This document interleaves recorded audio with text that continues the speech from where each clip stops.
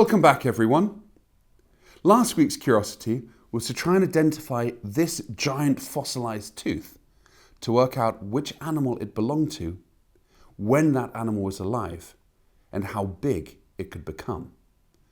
Well, many of you sent in answers over the last week and got it absolutely right. This is a megalodon tooth. Megalodons were ancient, gigantic sharks.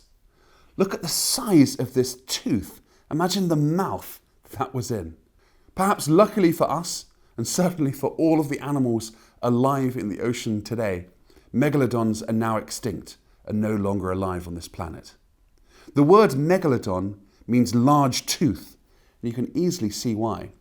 Believe it or not though, this is a relatively small one. They can get nearly double this size. So just imagine that enormous animal that had a mouth of these gigantic teeth.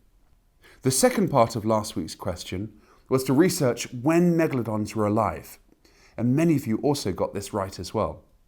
The fossil record shows that they appeared around 23 million years ago, and they disappeared and became extinct around 3.6 million years ago. So I'm glad to say that they didn't overlap with any of our human ancestors. The third part of last week's question concerned how big megalodons can grow. This is still a bit contentious today, but most experts believe that the very largest megalodons could exceed 20 meters long. That is an enormous shark, and it's thought that it was such a powerful predator, it severely impacted the balance of life in the oceans for those millions of years when it roamed the seas of the world. Did you answer correctly?